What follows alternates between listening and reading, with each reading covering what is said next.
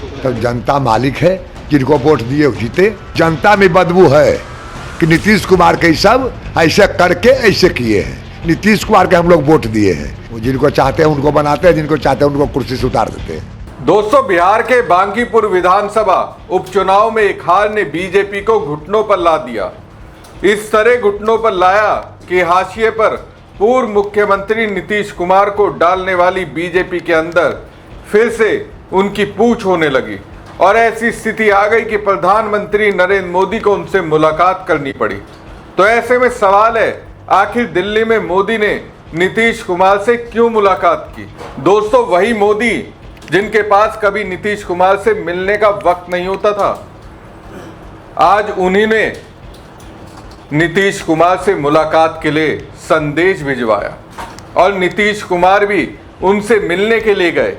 सवाल तो ये भी है कि इस मुलाकात के क्या मायने हो सकते हैं।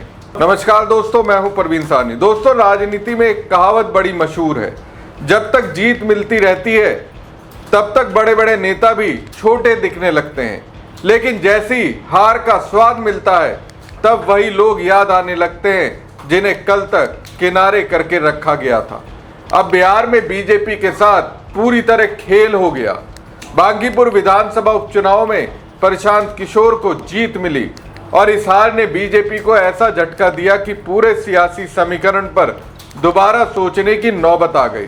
जो लोग कुछ दिन पहले तक कह रहे थे कि बिहार में अब बीजेपी अकेले दम पर सब कुछ कर सकती है, अब उन्हीं लोगों को फिर से नीतीश कुमार याद आने लगे।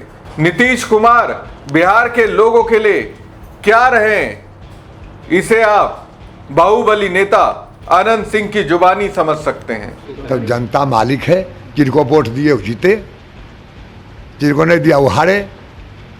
दुकान से लाने की चीज तो नहीं है, लेकिन मालिक जनता है। वो जिनको चाहते हैं उनको बनाते हैं, जिनको चाहते हैं उनको कुर्सी से उतार देते हैं।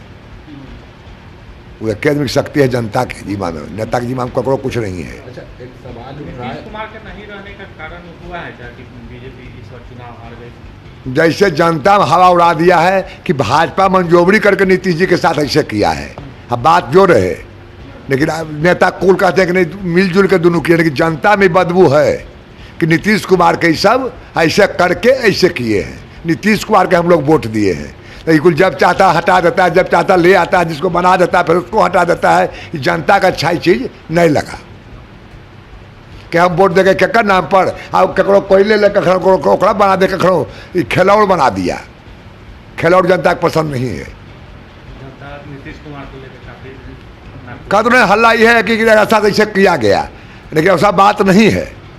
हम पता लगाए तो कहता कि नहीं, एकदम अपना राजिश दोनों सर काम किया है, लेकिन जनता में ये है कि मंजूरी नीतीश कुमार के साथ ऐसा करके किया। जनता हम वोट दिए नीतीश कुमार के, ऐसा सब हटा दिया।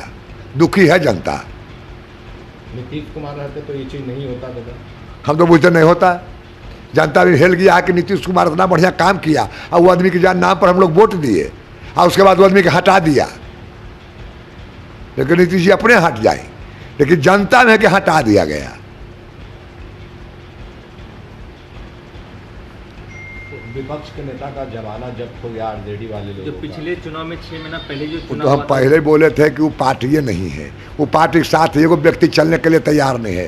तो एगो जात से कभी वो कुछ एगो विधायक को हो जाते हैं वो फाजुल। इस बार तो मुसलमान और यादव ने भी वोट नहीं दिया।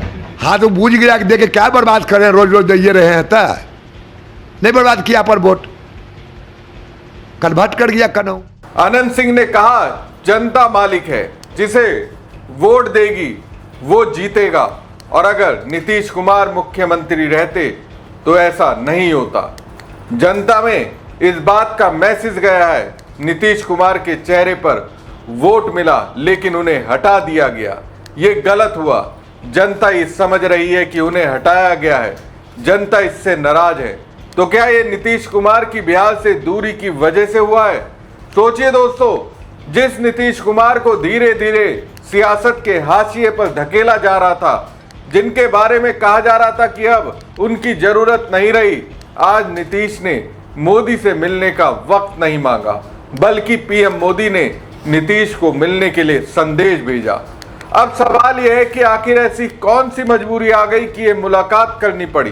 क्या सिर्फ शिष्टाचार निभाया गया या फिर मोदी शाह को ये बात समझ में आ गई सम्राट चौधरी के बूते बीजेपी बिहार के लोगों के बीच अपनी पकड़ नहीं बना सकती। दरअसल दोस्तों, बिहार की बांकीपुर विधानसभा सीट पर बीजेपी को मिली करारी हार के बाद नीतीश कुमार ने प्रधानमंत्री नरेंद्र मोदी से मुलाकात की। ये मुलाकात संसद परिसर में हुई। इस मुलाकात के दौरान उनके साथ जेडीयू के राष्ट्रीय कार्यकारी अध्यक्ष संजय झा और कैबिनेट मंत्री लल्लन सिंह भी मौजूद रहे।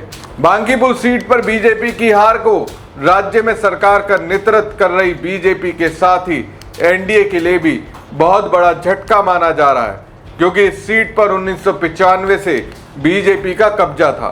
बांकीपुर सीट बीजेपी के राष्ट्रीय अध्यक्ष नितिन नवीन के इस्तीफे से खाली हुई थी।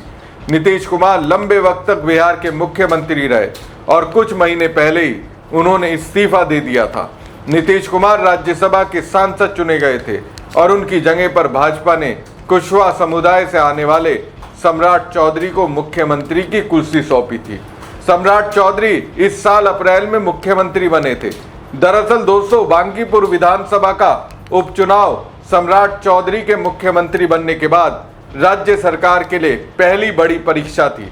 बांकीपुर में हार के बाद प्रशांत किशोर ने फिर से सम्राट चौधरी को हटाने की मांग बीजेपी नेतृत्व से की है।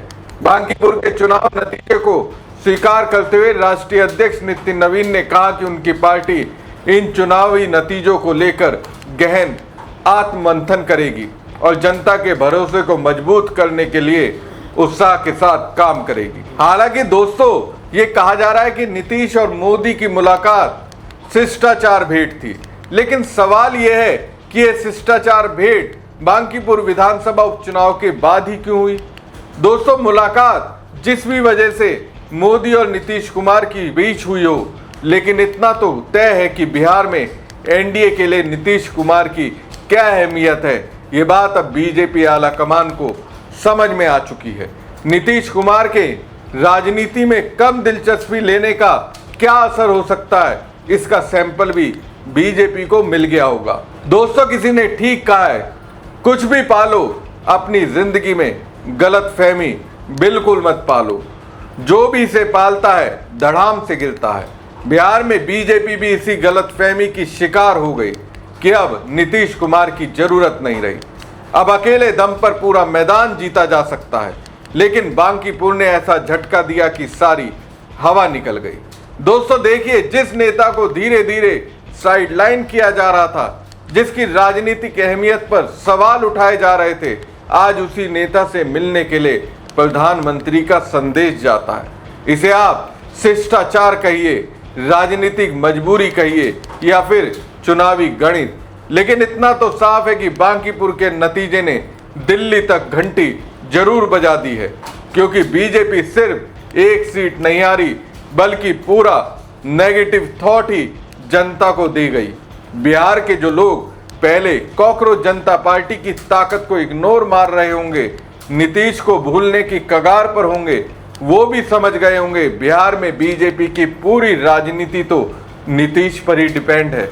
बांकीपुर का संदेश शायद यही था कि बिहार की राजनीति अभी भी उतनी सीधी नहीं है जितनी दिखाई जाती है। बिहार में जातीय समीकरण भी है, पुराने चेहरे भी हैं और जनता का मूड भी है, जो किसी भी नेता का हिसाब कुछ ही घंटों में बदल देता है। बहरहाल अब आगे क्या होगा? क्या बीजेपी फिर से नीतीश कुमार को बिहार की राजनीति के केंद्र में लाने की कोशिश करेगी? क्या सम्राट चौधरी की भूमिका पर सवाल और तेज होंगे? क्या बिहार में एनडीए का फिर से रिपेयर होगा? लेकिन एक बात तो तय है दोस्तों, बांकीपुर की हार ने सिर्फ एक सीट नहीं छीनी, बल्कि बीजेपी को आईना दिखा दिया। और राजनीति में आईना जब सच दिखाने लगता है, तब बड़े बड़े नेताओं को भी अपना चेहरा दोबारा देखना पड़ता है। बाकी आपको क्या लगता है? क्या वाकई में बीजेपी को अब नीतीश कुमार की अहमियत समझ आ गई है, या फिर ये सिर्फ एक औपचारिक मुलाकात थी? अपनी राय कमेंट बॉक्स में नीचे जरूर दीजिएगा और साथ ही पेज को लाइक और खबर को ज़्यादा से ज़्यादा शेयर कीजिएगा। और चैनल को सब्सक्राइब नहीं करा तो सब्सक्राइब जरूर कीजिएगा। धन्यवाद। तो जनता मालिक है, जिनको वोट दिए वो जीते। जनता में बदबू है कि नीतीश कुमार के सब ऐसे करके ऐसे किए हैं। नीतीश कुमार के हम लोग वोट दिए हैं, वो जिनको चाहते हैं उनको बनाते हैं, जिनको चाहते हैं उनको कुर्सी से उतार देते हैं।